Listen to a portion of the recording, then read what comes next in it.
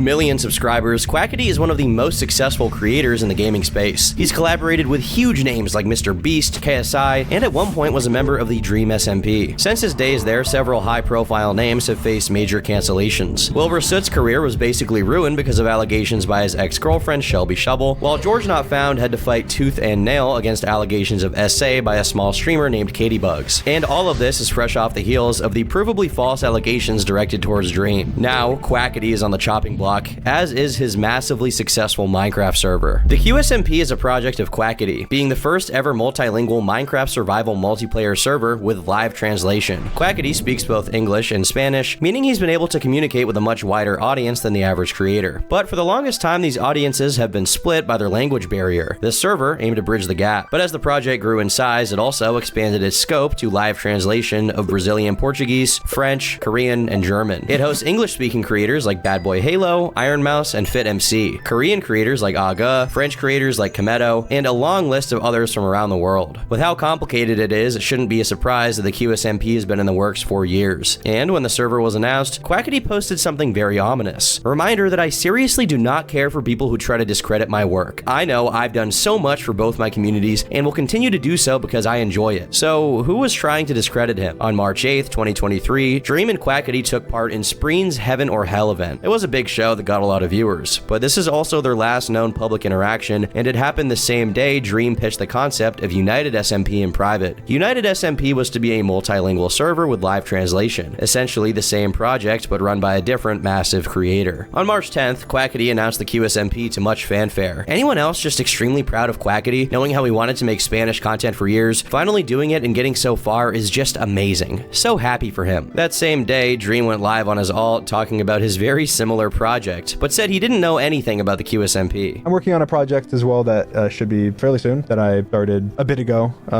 It's not, I mean, when I said it's similar, it's like, you'll know why I tweeted what I tweeted whenever you see it, but at the same time, it's not at all like, as far as I know, it's not at all like Quackity's thing. During this, Dream also said that he won't vote for Quackity at the Streamer Awards, as another creator named Foolish treats it like an actual job, implying Quackity is undeserving. However, he still acknowledges Quackity is probably going to win. If I had to pick one, my instinct would instantly be, oh, Foolish, just because he streams so much and he treats it like an actual job. He gets up and he clocks in and clocks out and streams all this ton of time. But then Tubbo is also kind of like that, recently at least. But Quackity's gonna win, so congratulations, Quackity. Quackity won for best Minecraft streamer, and around the same time, he retweeted that prior tweet saying he doesn't care for people who discredit his work. Stans were able to put the pieces together and speculated that he was talking about Dream here. Why wouldn't he be? He felt he deserved the award and worked very hard for what he had, and then this other massively popular guy was on live stream saying he thought someone else deserved to win. His ego was hurt. The Quackity versus Dream Stan battle begins. It's been a thing for a while now. Quackity Stan shitting on Dream and Dream Team and celebrating that they aren't friends anymore. Look at the quote retweets on George's reply to Quackity from the Streamer Awards. A little over a week later, the QSMP officially launched and creators began playing on it. Do you have a girlfriend?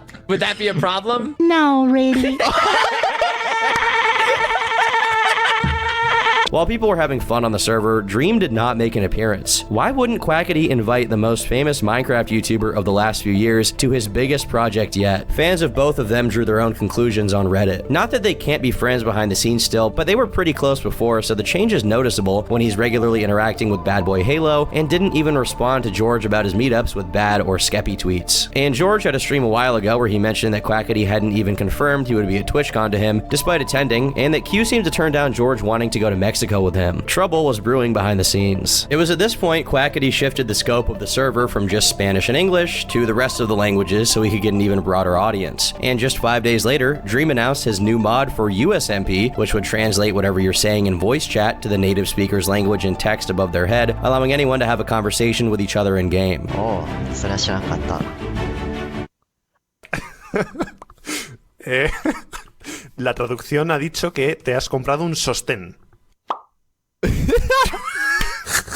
Everyone noticed the similarities between the two servers. Dream responded saying he didn't have any animosity for Quackity. Obviously, the server can coexist with QSMP. Only a few people out of 60 will cross over between the two. Without Quackity, I don't think that any of this would have happened anyway. Dream's translation mod was advertised on YouTube on April 2nd, and on April 3rd, the QLobal translator was announced. It was the QSMP's very similar software, advertised as the first of its kind, and quickly adopted by all of the players on his SMP. Meanwhile, Dream fans claim to be receiving increasing hostilities from Spanish-speaking Quackity fans, upset at Dream trying to steal their favorite creator's thunder. When will they send a hired assassin? I think we should go to Florida and burn down his house. If we all raise money together, we can hire one with efficient and immediate work. I have 2 uncles in Florida that are down for it, although I'm scared if something happens to them, but I can't wait to send someone to beat that fat man. Maybe we could use your uncles as mediators and have them contact someone. The stands perceive these threats as pretty serious, especially given that Spanish-speaking fans were hosting Twitter spaces where they allegedly doxed Dream live. We don't have 100% proof this happened in this call, but considering stands and other people were doxing Dream constantly when his face reveal happened, it wouldn't shock me. The 2 servers running concurrently caused a lot of confusion for audiences. Why would 2 huge creators in the same space run 2 servers with the same basic gimmick? When Quackity advertised his server on his Twitter, Mr. Beast himself seemed confused as to if they were the same thing or 2 separate projects. Dream chimed in, "It's a different one. QSMP released as a Spanish and English server. I announced my live translator mod a day or so before QSMP shared theirs, and they happen to have similar good ideas. Mine will be public. Awesome to see the language barrier broken down in so many ways." It seemed like Mr. Beast was stoking the flames of this conflict, as when Dream posted something unrelated to any of this, Mr. Beast asked if he would be paying Quackity or Twitch. A day later, Dream said jokingly he wanted to kickbox Quackity for a live event, saying it was going to happen one day later on Saturday the 8th of April. Many fans asked if it was over the 2 competing servers. Whether Dream and Quackity fight, the online community will have the opportunity to watch other creators step into the boxing ring this month. Following the success of Creator Clash in May 2022, the highly anticipated event is set to return for its 2nd installment. Yeah, that went really well. We lost $250,000 on the event. That kickboxing match never happened, but shortly after, Dream finally addressed public tensions around the 2 servers being run concurrently. For any of you confused about the drama, Quackity and I worked on the same thing accidentally and kept it private like most projects, and they accidentally clashed with each other because of it. I have absolutely no hard feelings towards Quackity and love him to death. So it was all fine, right? Dream loved Quackity, and they were on good terms. On April 26 of 2023, the QSMP had its official global announcement for even more languages, and everyone expressed a lot of excitement. They were introducing Japanese and Turkish. Yay! Oh my god, yay! Now we can recreate global conflicts and political tensions, but with niche micro e-celebrities. Can't wait to see Tiananmen Square, but in Minecraft. At the same time, Dream finally gave in and addressed the obvious tension behind the scenes, saying that Quackity had ignored his messages. He was mocked pretty harshly for this, as the entire thing felt like him complaining like an ex-girlfriend who didn't get her messages answered. I personally probably would not make a post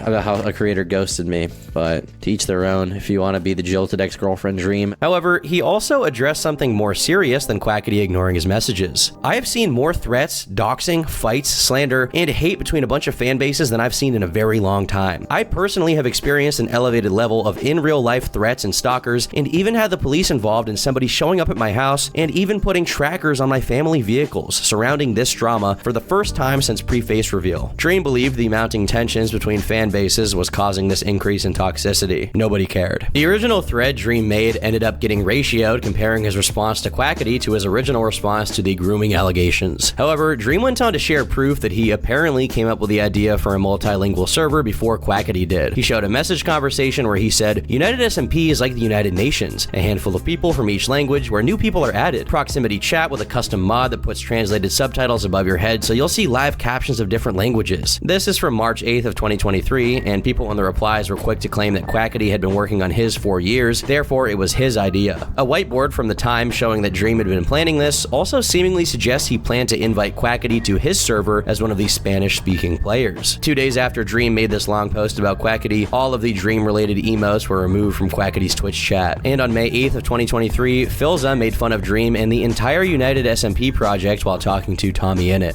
How are you?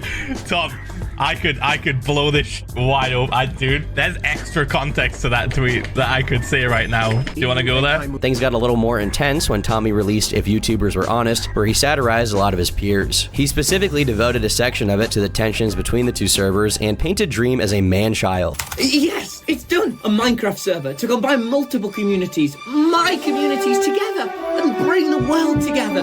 This is an amazing idea. Hey, I don't like that idea.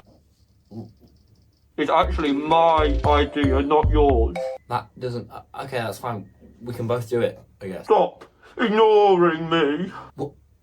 What? Stop ignoring me. This caused some fans to criticize Tommy, saying he had sold out Dream, his former friend, in exchange for taking part in this other project, which at the time was being more favored by fans. He was defended by his supporters. I get that people are mad at Tommy specifically for how he portrayed the SMP drama, but I don't get how some people have turned this into some headcanon where he sold out in order to get a spot in QSMP or wanted to cater to Dream haters for views. The two haven't made content together or hung out in a long time, and Tommy is surrounded by people who don't particularly like Dream. I'm not here to argue on Tommy's video. All I'm saying is that there are plenty of valid reasons that he could grow to dislike Dream within this time frame, many of which wouldn't be severe enough to require some public exposing, as many of you imply. It's clear there were tensions going on behind the scenes between all of these creators. Some had distanced themselves from Dream based on the gooning allegations, others had personal gripes and pushed themselves away. Meanwhile, Quackity felt disrespected by Dream, and that one of his biggest personal projects was having some of its thunder stolen. But for the time being, all of this didn't seem to affect the mainstream perception of the QSMP. If anything, it was more of a joke to those on the inside, at least not until some more serious allegations hit. Fast forward one entire year. The QSMP had seemingly been a massive success, and every creator who played on it from the English-speaking side of things seemingly loved the time they spent on it. But on March 3rd, 2024, several volunteers of the QSMP spoke out about the working conditions on the server. According to a 22-year-old French moderator named Leah, she started working on the QSMP as a volunteer. Then she became an employee, making roughly $183 a month. So not very much and really barely an employee.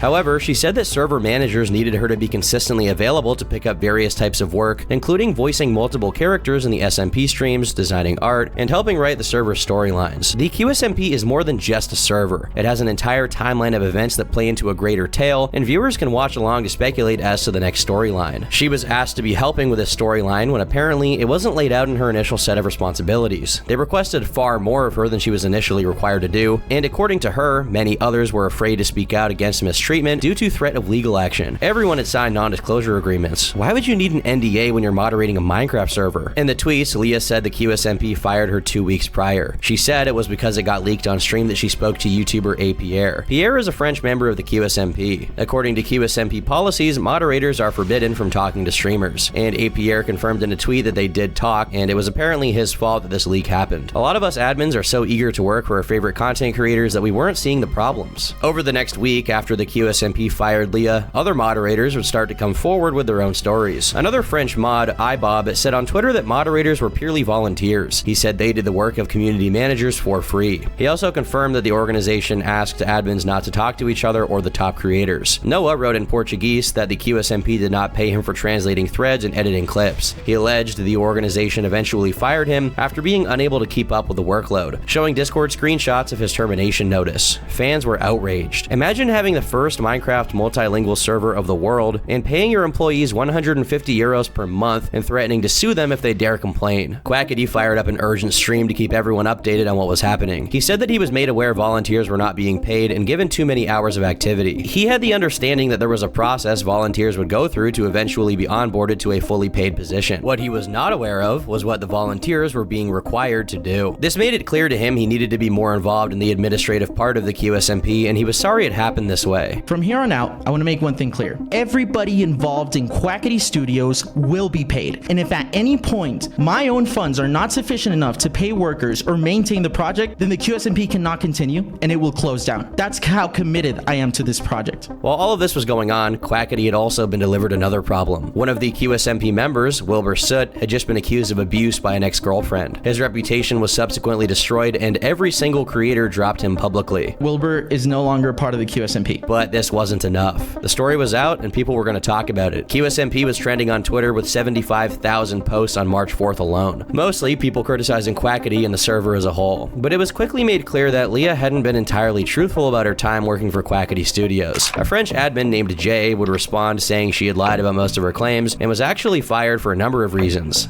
she tried desperately to hide. You've misconstrued a lot of situations that were privately spoken to you about and have lied to the studio, your peers, and to content creators. You started creating a very toxic environment and began spreading lies about the studio to your peers. You were sending private messages to other people on the server and citing them to turn against the studio for vindictive reasons personal to you. When it was leaked that you were speaking with other content creators off the server, which again is not the sole reason for removal, we started an investigation to make sure that the rules were being followed. We discovered that you were actively breaking rules, which you yourself acknowledged this. When we confronted you about breaking these rules, you started to fabricate lies about other members of the studio of the same rules you were breaking, stating that there were others in the studio that were not being punished for breaking the same rules you broke. We found out you were covering for your peers that were making heinous claims with the excuse that it was through private DMs. You privately told somebody from the studio that one of your peers claimed they were not accepted into the actor role because they, quote, administrators did not trust the QSMP content creators enough not to groom her. And then they showed a screenshot of Leah implying just that. This is a very serious accusation to make. It is completely untrue and it's disgusting, deplorable, and completely unprofessional. You made the claim that you created a lot of artwork for the team, and yet you were paid $0 for them. You failed to mention that the artwork was never directly requested from you. This is entirely unnecessary for us to do because we have a fully paid design team prepared to do artwork and designs for the project. If you had asked to pay for this, we would have gladly remunerated you for your work. Yet you directly asked for these commissions and never clarified to any of the administrative staff team that you wanted to be paid. You were not forced to make art or designs. It was never part of your activities. They then showed multiple screenshots of Leah directly asking to do the artwork for free. Furthermore, you claim that you were scolded for not being available for long periods of time, and that is completely untrue. Anytime you would mention you didn't have time, you were told that it was entirely okay. And Jay had screenshots to back this up too. Jay then elaborates on why non-disclosure agreements were a part of the QSMP. He says at first there were no need for contracts, so they didn't even require them. However, this all changed when they caught members of the studio selling private and custom paid QSMP assets and code to other Minecraft studios and server owners. Some members were even caught selling contact info of the team members, sending Discord screenshots of their organization, and leaking conversations between multiple developers and the administrative team. In addition to this, some actors that we had at the start of the server were not prepared to deal with such a role. They would use this position to try and create personal relationships with the content creators. They would share their Discord passwords with their friends so their friends could play with the creators on the QSMP. This was incredibly serious, and at no point did we want to put any content creators of the QSMP at risk. These streamers felt uncomfortable with the volunteers trying to be more personal with them when they were hired to fill professional roles to make the server more interesting. As a result, the team began requiring contracts to make guidelines more clear and prevent volunteers from selling server assets and information to the outside. Jay goes on to explain the onboarding process for the QSMP. That being said, you initially applied through Twitter to be a voluntary helper with the QSMP project. It was made very clear in our public forums that this position would be voluntary. As a matter of fact, 90% of our current team started off as voluntary members of our studio and had been promoted to full-on paying jobs. After they're on the team, we have supervisors constantly checking in on their activities, performance, asking questions about their position and how they feel. If the administrators agree, we ask the user if they'd be interested in a higher position that is remunerated like a full-time job. Once again, the NDAs are not made to silence anyone from sharing their experiences. It is, however, there to protect the confidentiality in which this project is run. Currently, you're hosting a Q&A sharing all the information about the organization on matters you're not even involved in. You're sharing false information on structure, organization, and even lore. This is precisely the information that was being sold to other people that made us create NDAs in the first place. Jay ended his response by saying that it's clear that even though Leah had misinterpreted what happened with her time at Quackity Studios, there were some serious issues from others that needed to be addressed and would be. Quackity, meanwhile, stated that Jay's post exposing Leah had been made without his approval, and it was subsequently wiped from the internet. Regardless, it definitely casts a lot of doubt on Leah's credibility, but bad actors within the movement would soon be the least of his problems. Passion Fruit, a publication that wrote an article about this situation, reached out to Leah, who then directed them to Solidaires Informatique, a French labor union of IT workers, including those in the video game space. A rep of the organization said in an email that the union had been in contact with Leah and some other QSMP voluntary workers for a few days. They claimed that Leah was working full-time hours, which is about 35 hours a week. According to French law, we claim Leah should have a classic employment contract with minimum salary and all French social rights. This same union then made a public notice calling for testimonies regarding working conditions on the QSMP, claiming admins are working under degraded conditions that amount to disguised labor. Remember that French YouTuber I mentioned? Well, he updated his Discord server saying that Quackity planned to find a way to financially support everybody. Volunteers are really risky, especially with foreign labor laws that he's unaware of. Therefore, all actors in the game would be on hold. The leaks from Leah had presented another problem. Quackity didn't want to communicate with team members for fear of potential leaks, which could then be twisted and made public. As a result, he planned to restructure the entire Quackity Studios operation from the top down. It seemed like things were finally going to turn around for the server. With some restructuring, it could be up and running within a few months. Roblox. But of course, it wouldn't be a Minecraft story without...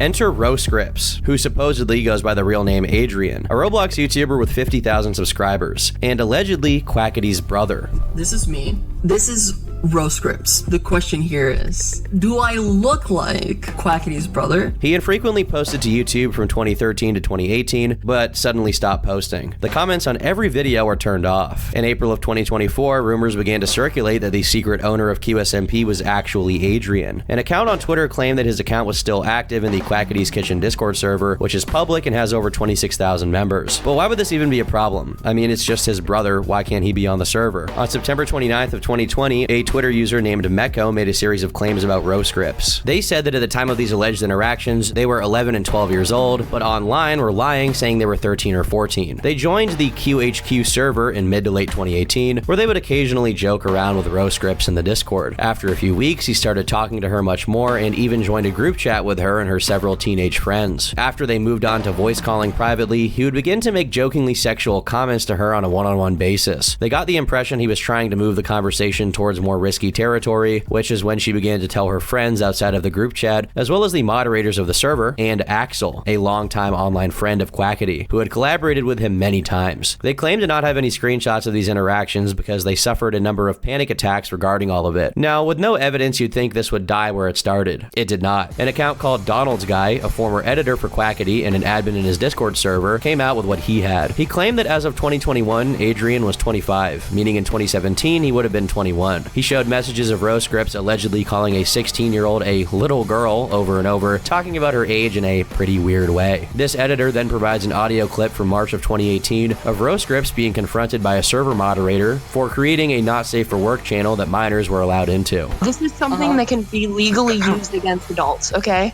I'm not comfortable with this. This is not okay. Okay. Yeah, okay. Look, I understand what you're saying, and I get what you're trying to say right now, and I get your point. But I mean, dude, dude, it's not that big of a deal, okay? It's just gonna be a temporary channel for just literally like what, 30 minutes? Being an admin in the Quackity server, it was known and discussed how Roscripts would befriend people quite a bit younger than him. However, many times after arguments, the situation would be swept under the rug and forgotten. Most of the time, Roscripts would be playing Roblox or something with these people who he came close to and had a lot of inappropriate messages with. I'm sure many people who have been close to him in the last few years know what I'm talking about. Another server member came forward claiming they were in the Discord and called him a total creep. To make things more interesting, Axel himself made a tweet longer about the situation. Roscripts and I have basically never been on good terms, and neither was the rest of the staff. I was never exactly sure why we had problems at the start, but they quickly developed as we all tried to work on the server together. At a certain point, it led to a lot of us quitting our positions in the server because Roscripts at one point was temporarily installed as the owner of the server and wanted to establish a not safe for work channel. A lot of us felt this was completely inappropriate, with the server having a lot of very young people. Roscripts was very persistent on this. That, combined with the fact that all of us felt very uncomfortable with a lot of Roscripts activity on the server, led to a lot of us making it known that we would refuse to work on the server as long as Roscripts played a part in it. This led to Alex talking to Roscripts, with the conclusion being that he would remain as admin, but would stop being active in the server. I've not spoken to Roscripts since then, besides a very brief hello when I met their family in passing in 2019. Considering a lot of what has surfaced today happened in the same year as the events I described prior, 2018, I should have pushed even harder and had him completely removed from the server. I was way too passive in a position of power. Axel, meanwhile, is seemingly no longer friends with the Quackity, although the reason is unknown. There is one question that is recurring currently, and all I can really say about that is it's I think it's kind of obvious. I think we can all kind of know what the answer to that is, and that's kind of that. These allegations gained traction in July of 2021, but quickly died down. Fans expressed dismay that Quackity's burgeoning career could be knocked down a few pegs because of the actions of his sibling, but with Quackity being criticized over unpaid moderators, it all began to resurface. I want to make it clear everything I'm about to say here is alleged, and the evidence presented by some of his fans is honestly pretty unconvincing, but fans began to speculate if Roscripts had any involvement in the QSMP. One thing that was never addressed by TMJ was Leah's accusation that Adrian was one of the real owners of the QSMP. She described a mysterious account whose identity couldn't be accounted for that was active in day-to-day operations, Quid. She found it weird that he had never spoken on voice chat, had no social links, and had no internet identity outside of this role. She claimed that the account she was paid with on PayPal was linked to a Skype account under the name of Adrian. With the name Quid in mind, people dug further. A screenshot from the QSMP website showed a user by the same name who was also active in the Discord server. Users on Reddit speculated about who this guy was, making note that he'd been active since around 2 months before the first thread about the old Roscripts alias was made on Twitter. They then found a Jitters profile under the name of QuidB8, which is also located in Los Angeles, which is apparently where Quackity lives. The Twitter account for Quid only follows accounts related to the QSMP, and seemingly has only been marketed to Spanish speakers given the fact that all of the replies to its one tweet are in Spanish. In an interview, Leah stated further that she had no idea who Quid was. She claims this person never talks in calls, never says anything, and nobody knows their name. However, her best guess seemed to align with audience suspicions. Quackity has worked with some very suspicious people in the past, and